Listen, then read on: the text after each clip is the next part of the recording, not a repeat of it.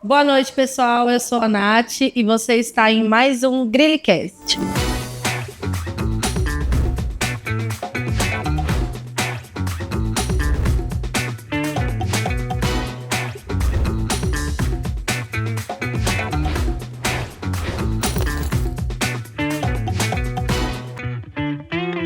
Eu estou aqui hoje muito feliz porque finalmente conheci pessoalmente minha amiga Grimalda. Seja muito bem-vinda, Gri. Gente, que felicidade, muita mesmo, de te conhecer pessoalmente, depois de tanto que a gente conversou e ter conhecido agora, neste momento, o André também, que são pessoas incríveis, e o quanto vocês veem a educação como uma força enorme para a sociedade. Que bom que você está aqui. E estamos mais uma vez com meu amigo André. Pessoal, mais uma vez é uma alegria estar aqui com vocês. Agradeço, Nath, pelo convite e espero que seja um podcast bem bacana. Pessoal, hoje vamos falar sobre mais uma novidade para 2026 que estamos muito felizes em abrir para vocês, que é a nossa parceria com a Amaralto. E aí eu queria, Gri, que você me falasse um pouco quem é a Amaralto na fila do pão. Amaralto é um selo de literatura da Arco, né? A gente atende desde a educação infantil até o ensino médio, mas com um catálogo de muita qualidade. Acho que esse é o diferencial do Amaralto. E quando a gente pensa em literatura, a gente pensa em formação leitora. E desde 2021, a gente trouxe de uma forma renovada, repensada, como a gente trabalharia a leitura e a literatura na sala de aula. Que bacana. A última vez que a gente conversou, eu não lembro em que momento do papo, você falou por que Amaralto chamava Amaralto. Eu não sabia, eu achei muito legal.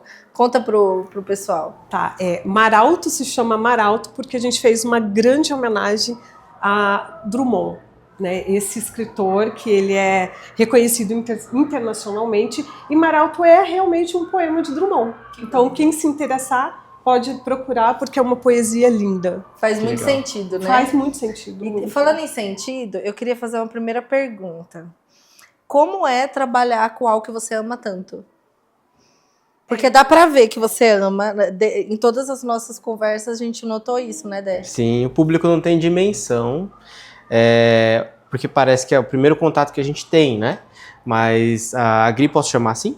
Por favor, Gri é bem melhor, tá? A Gri, imagina. A Gri, nós tivemos um primeiro contato há um pouco mais de um ano, não é isso? Mesmo. E foi fluindo, foi sendo alimentada essa vontade dessa parceria, e para a gente hoje é muito especial, né? Então eu acho que é super rico você estar aqui, né, fazendo também as vezes dessa apresentação, e vai ser muito bom ouvir você. Eu queria entender também um pouquinho de como você enxerga esse encantamento de trabalhar com a literatura. Então, a literatura, ela surgiu na minha vida depois de adulta. Isso eu estou contando em primeira mão, são coisas que a gente não sai falando, né? Ainda mais trabalhando onde eu trabalho. Muitas vezes as pessoas imaginam que eu ouço história desde criança ou que eu leio desde criança. A escola plantou isso em mim. Essa semente foi da escola, mas realmente, né, quando eu comecei a ler, já era adulta. Você tem alguma memória dessa época, assim, da escola, de algum livro? Tenho. Um livro, assim, que para mim era questão de... Cara, eu ia ser muito... Olhando para mim, assim, eu ia ser muito... Como que eu posso dizer? Eu ia me achar incrível se eu lesse O Crime do Padre Amaro, que são 400 páginas. E você leu? Li. E aí? Eu li e eu me senti muito empoderada. É uma vitória, muito, né? Foi uma vitória. E eu achei aquilo tão incrível, que realmente assim, eu alcancei aquilo que eu desejava, assim, de sentimento, né? Não só vendo o outro ler, mas experimentar o que era a leitura. Sim. Mas depois eu fiquei muitos anos sem ler, depois passou o vestibular, né? Fiquei muitos anos sem ler, voltei a ler. E para mim foi muito importante. Mas é engraçado a cabeça do leitor. Eu acho que eu não contei isso para vocês. A cabeça do leitor / Grimaldo, tá? Então, quando alguém me perguntava se eu era leitora, eu dizia que eu era, né? Isso até uns 25 anos de idade. Mas aqui dentro eu não sentia que eu era uma leitora. Porque para mim, precisava ter um nível social. Precisava estar na universidade, ter um capital intelectual. E eu não tinha, nessa época, e até acesso ao livro, eu não tinha acesso ao livro. Então não tinha essas 3 coisas. Como que você era uma leitora?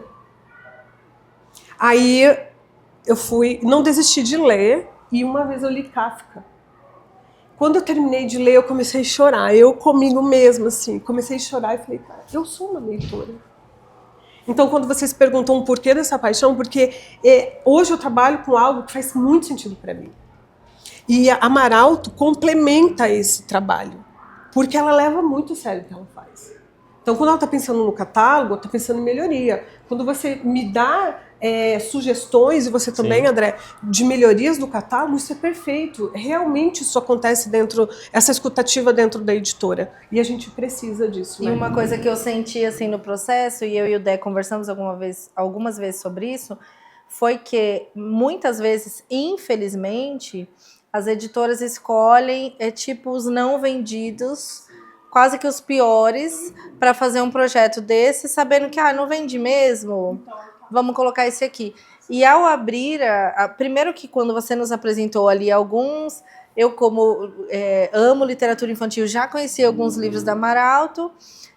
Quando eu abri o catálogo, eu falei, caraca, eles colocam o melhor deles aqui. Então a curadoria é muito séria, né? É bem séria, né? A Cristiane Matheus, que é a nossa coordenadora editorial, nossa, eu sou uma admiradora do trabalho dela. Quando ela me convidou para trabalhar na Amaralto, ela me falou do programa de formação leitora, eu falei, é isso. Porque se a gente trabalha com formação leitora, seja do professor, seja do aluno e também de todos os colaboradores da escola, a gente tem muito mais sucesso das coisas darem certo. Porque o acesso à literatura, acesso ao livro é muito importante. Eu queria levantar uma questão também, Ingrid e Nath, porque esse encantamento da leitura, né? Pensando no Rubem Alves, que era a fome, né? A fome pelo saber e tal.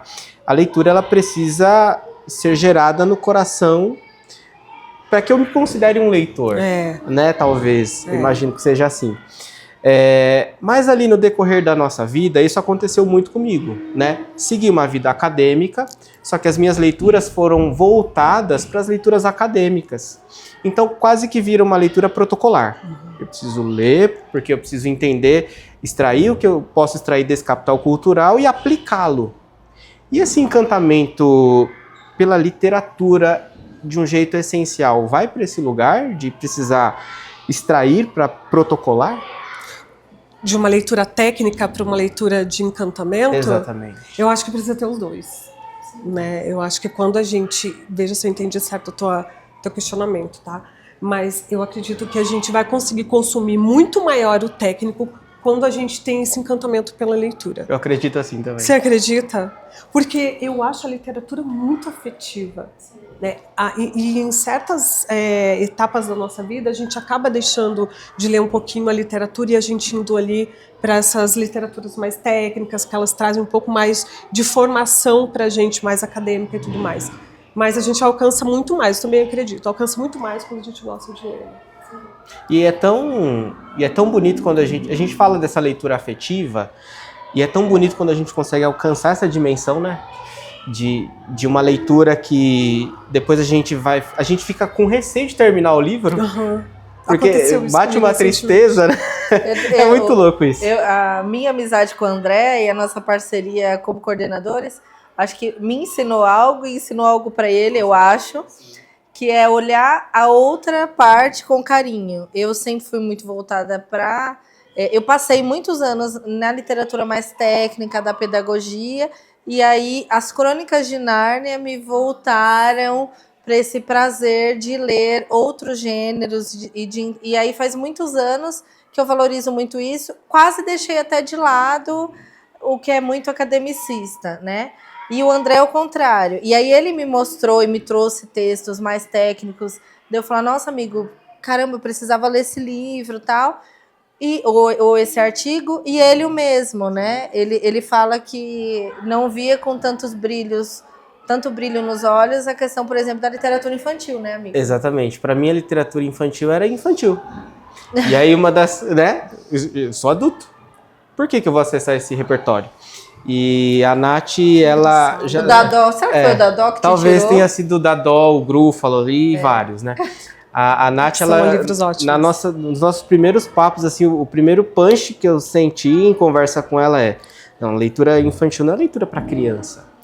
Sim. E o segundo punch Sim, é: muito. não necessariamente, porque a gente entende como história infantil, que não necessariamente é só para criança, ela precisa ter uma moral.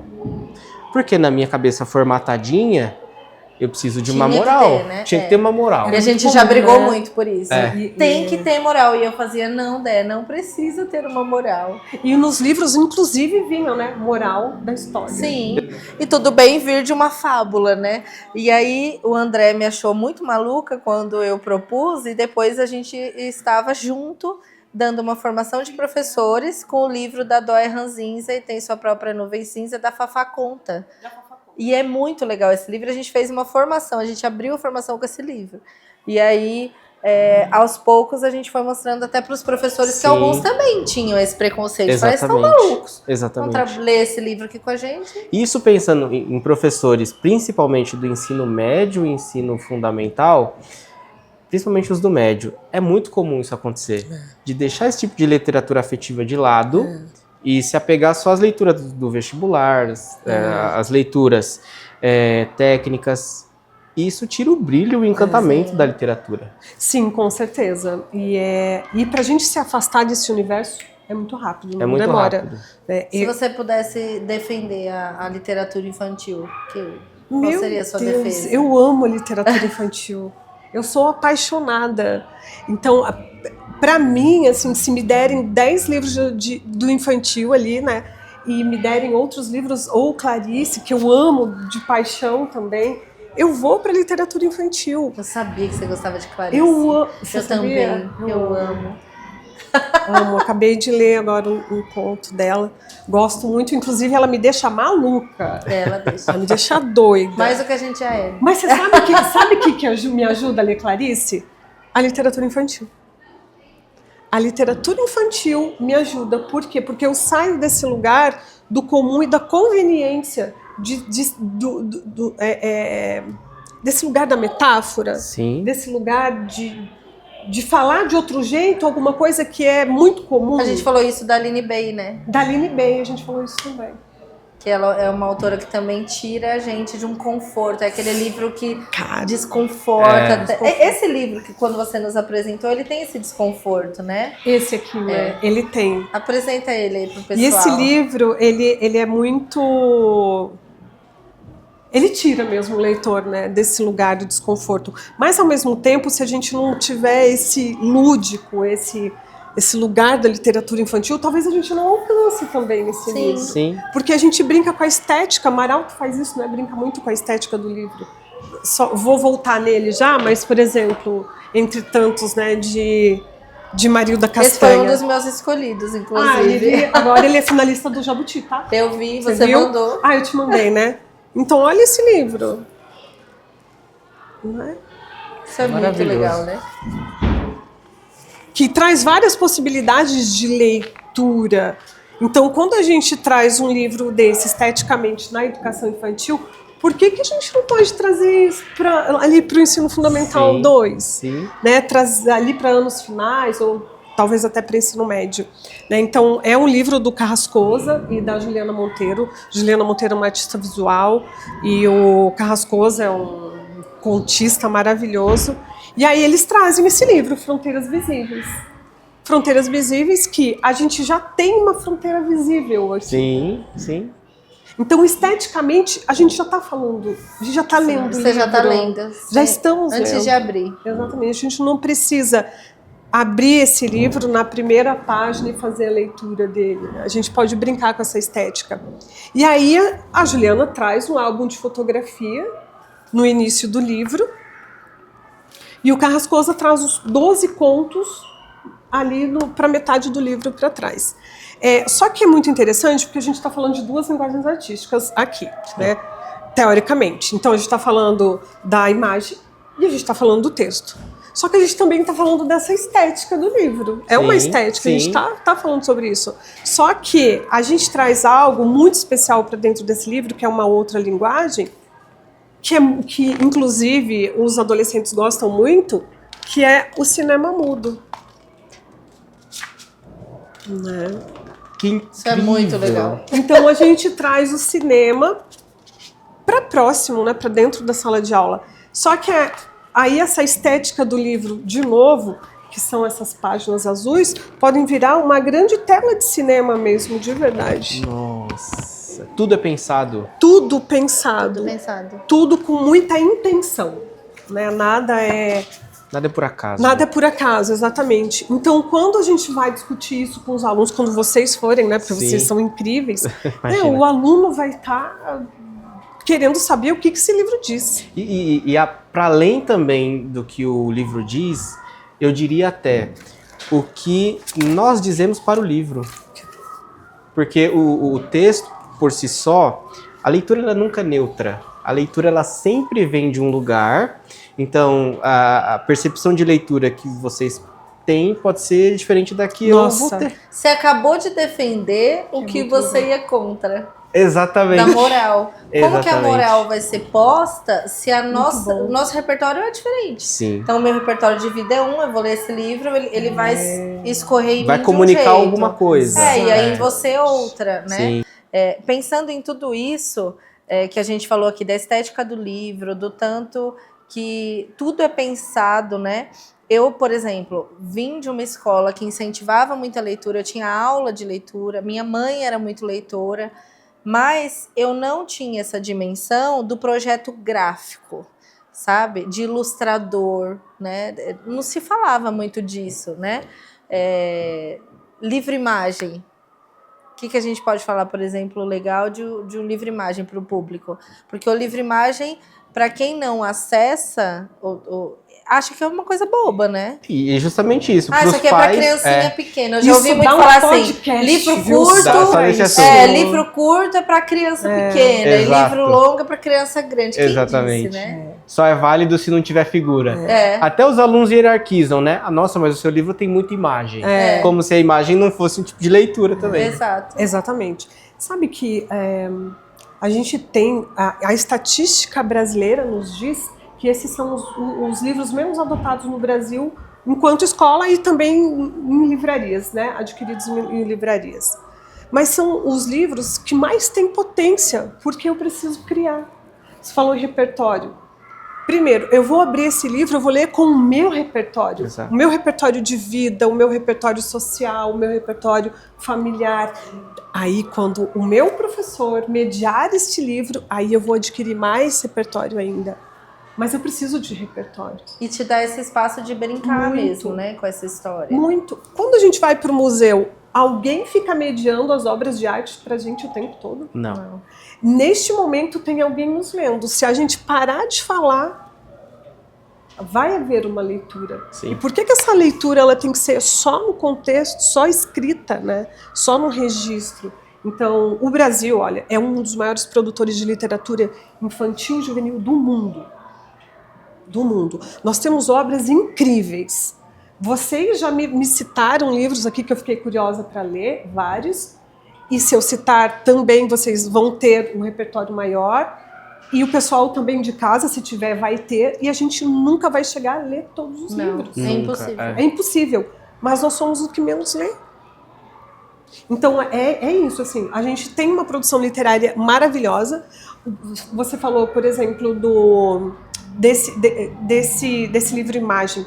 Sabe qual é o autor que me tirou desse lugar de, tipo, esse livro é para criança? Não, esse livro não é para criança, é para adulto. Foi Roger Mello, que é um prêmio Hans Christian Andersen brasileiro.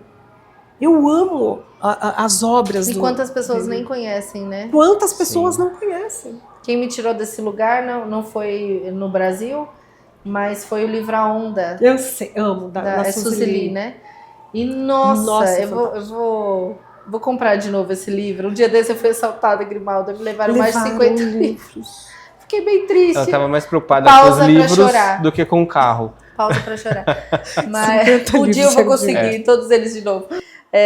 Mas a literatura, eu acho que demora um pouco, talvez, e eu queria que você falasse um pouco, mas ela faz isso da gente não ser só meramente alfabetizado, né? mas de ser letrado. Me fala um pouco sobre isso. O que você pensa sobre isso? E que dica você daria, assim, para que os professores e até as famílias alcancem esse lugar de, né, de letramento literário mesmo? É visão de mundo. É. Porque quando eu leio, eu chego em você. Eu chego em você. Eu chego em mim.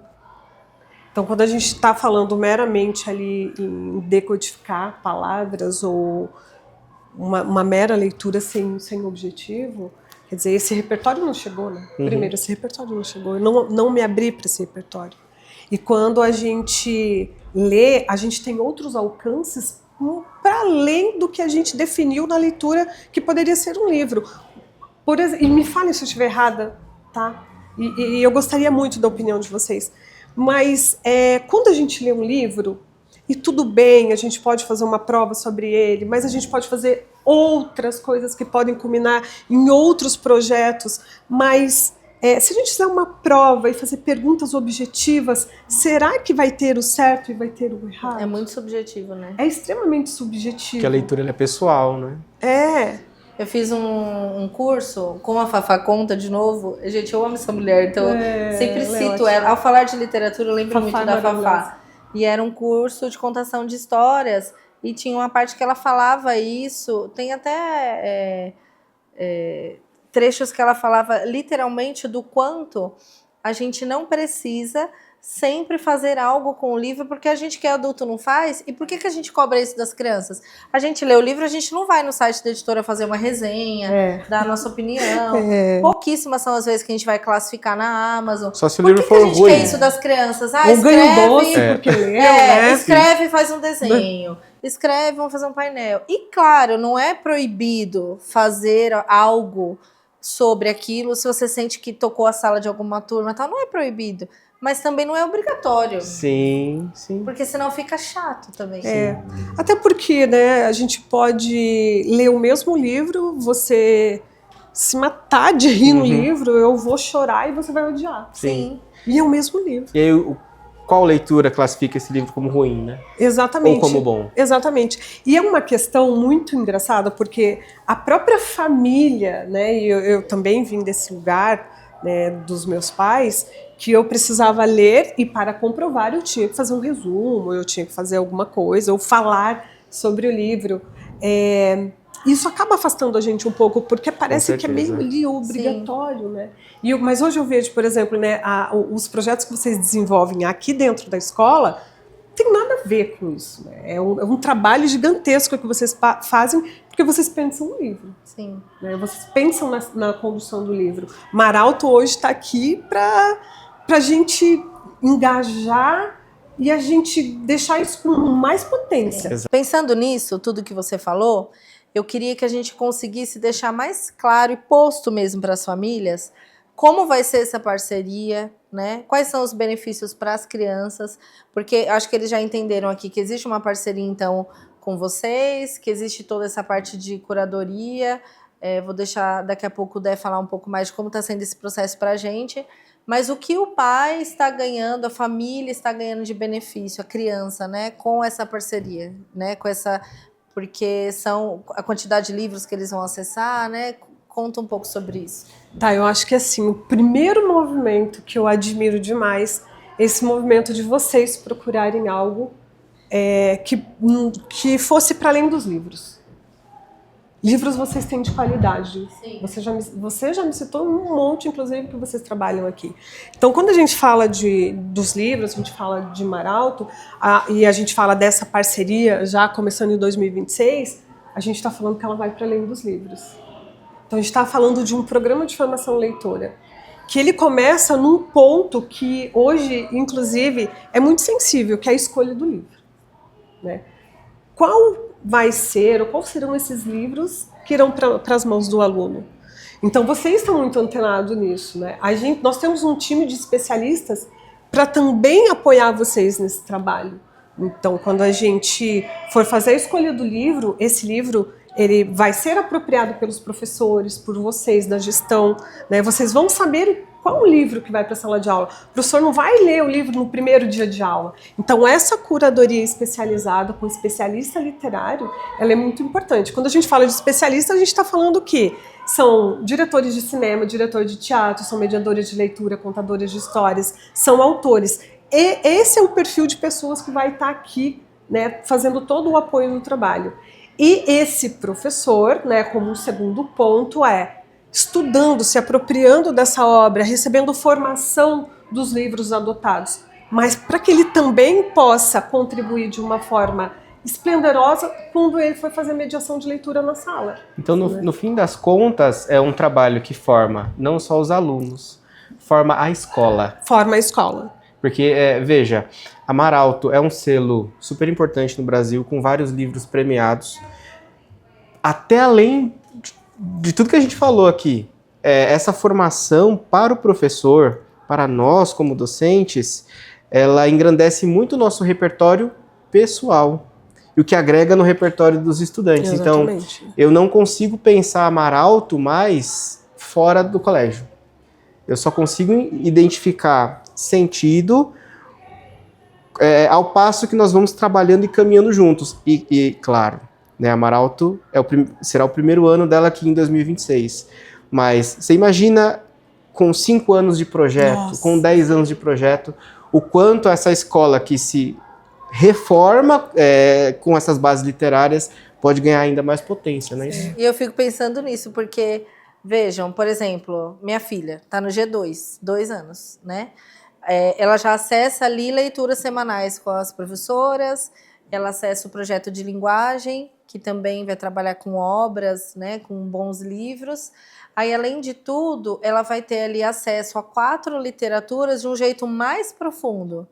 E aí, pensa ela no 5º ano, quantos livros ela já não vai ter conhecido com mais profundidade. Porque, claro, a gente lê um livro aqui, legal, mas vai conhecer sobre aquele ilustrador, por que aquele livro foi pensado desse jeito, isso é muito legal, né? Exatamente, e não só esses benefícios culturais, né, que agrega em muito, mas também esse repertório até cognitivo, né? Muito. Porque o aluno ele vai com base na leitura, foi até uma das conversas que tivemos, né, em algumas das nossas reuniões, de como isso agrega nas disciplinas, né, até disciplinas mais distantes das linguagens, em matemática, ali a interpretação dos problemas de física. Sim.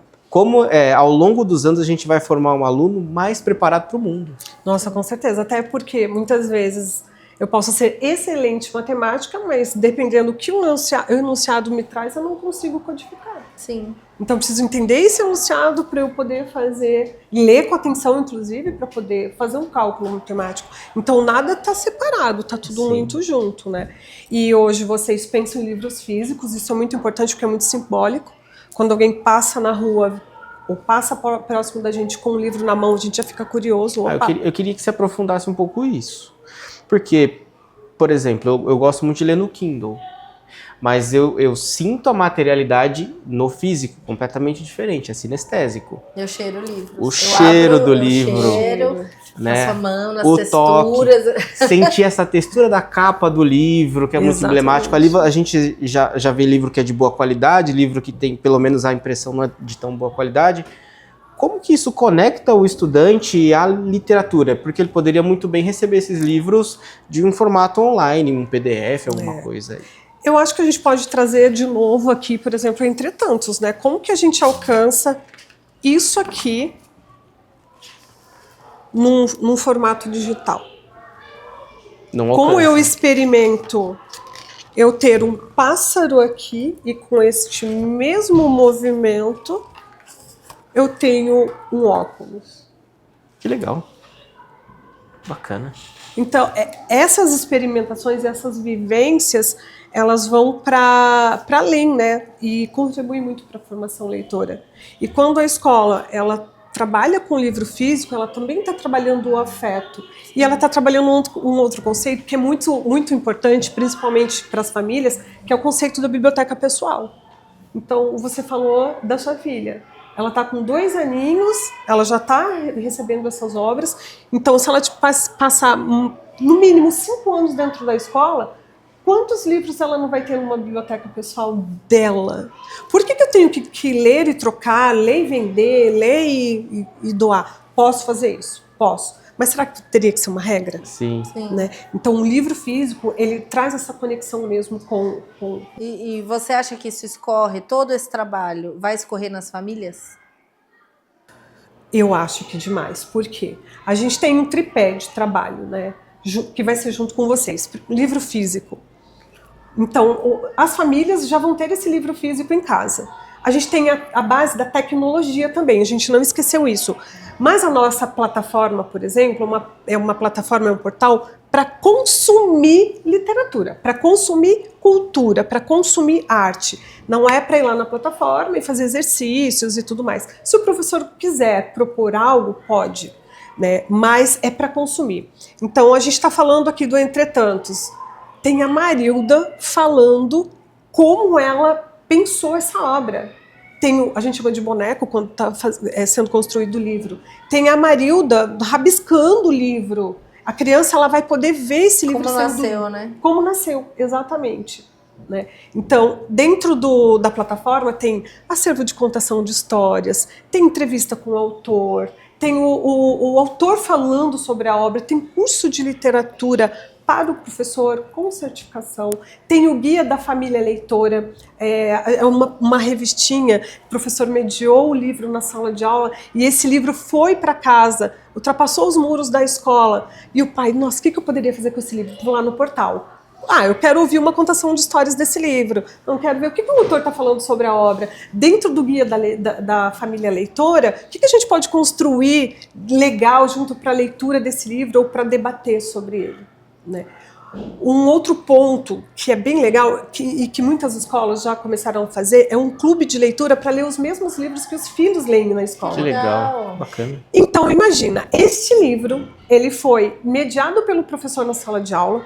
Esse pai discutiu o livro, e livro infantil rola muito, tá? No clube de leitura. E a gente tem um outro ponto, que eu vou amarrar agora esses dois, que é o autor.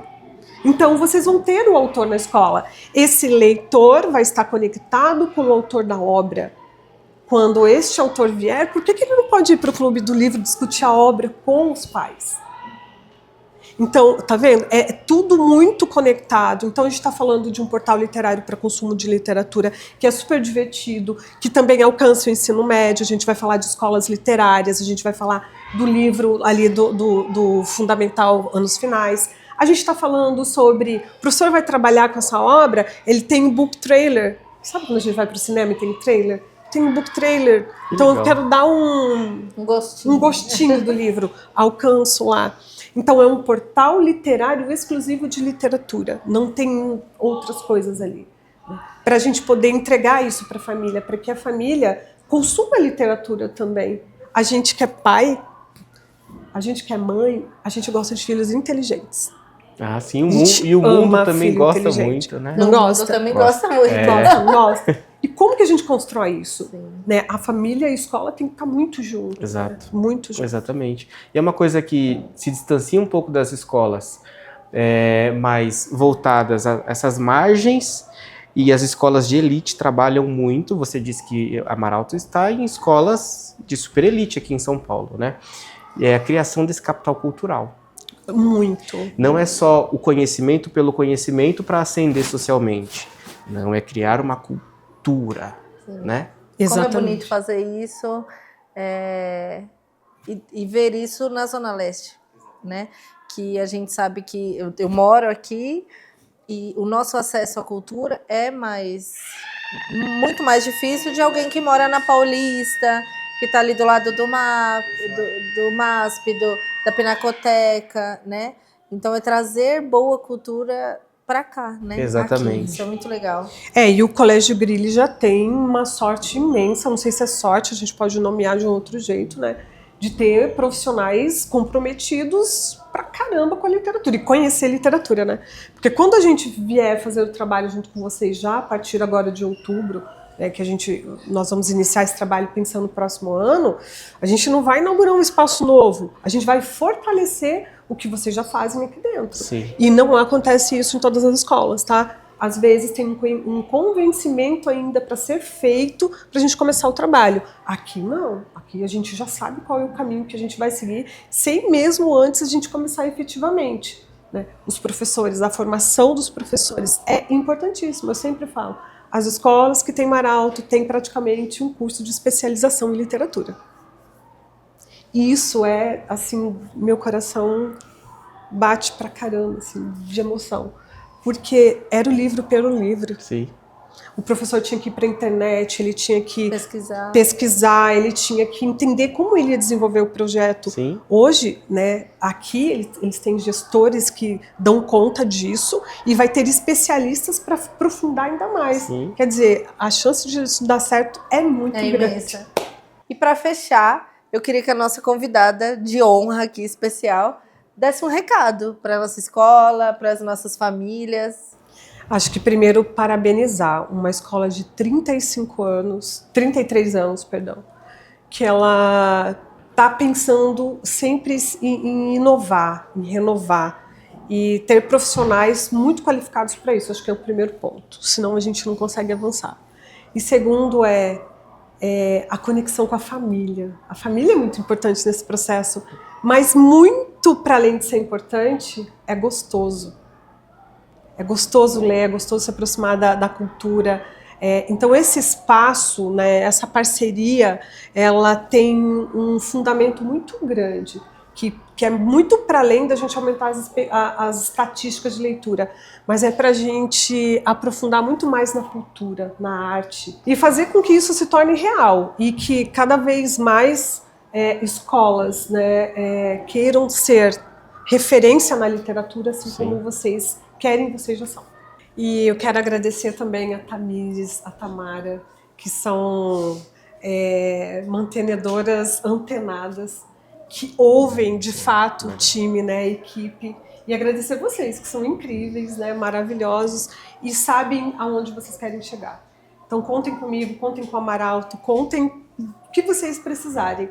E um beijo enorme para esse time de professor que está vindo, para as famílias que estão vindo e para esses alunos que vão ter livros mais incríveis ainda. Verdade.